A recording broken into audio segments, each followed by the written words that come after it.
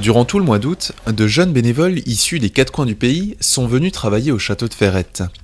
Après les avoir rencontrés au début du chantier, la caméra de K-Bleu est venue refaire un petit tour dans les ruines à quelques jours de la fin des travaux, pour dresser le bilan de cette campagne 2014.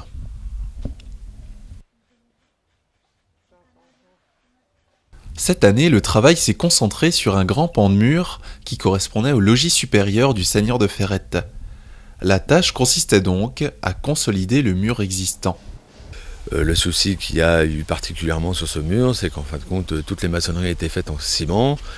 Donc le ciment, on sait très bien maintenant que c'est un matériau qui ne fait pas respirer les murs et qui concentre l'humidité à l'intérieur du mur. Donc le but de l'opération de cette année, c'était vraiment de déjointer tous les murs en ciment, les joints en ciment, pour pouvoir refaire d'un enduit à la chaux, ce qu'on appelle un enduit à pierre vue.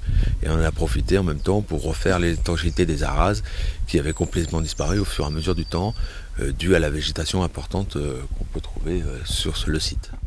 Malgré le gros programme qui les attendait, les bénévoles ont pu finir le chantier dans les temps, et ont même pu rajouter une petite dose pour le plaisir, car c'est bien connu, quand on aime, on ne compte pas. On a des camarades qui sont en train de travailler sur des zones qui avaient été déjà commencées l'année dernière. Ils sont en train de parachever le travail en faisant des jointements, en faisant du grattage pour que ça soit bien joli pour les murs. J'imagine que ça a été une année particulière, notamment au niveau de la météo, ça n'a pas été trop dur?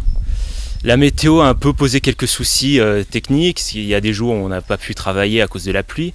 Mais après, à part ça, on a pu finir dans les temps. On n'a pas eu trop de problèmes malgré la météo.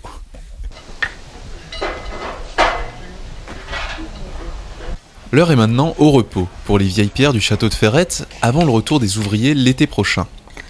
Les idées ne manquent pas, mais comme le dit Stéphane... La tâche est de grande importance au château de Ferrette parce que il y a une grande superficie de murs, donc on a quelques idées sur des interventions de l'année prochaine, mais ça reste encore à définir.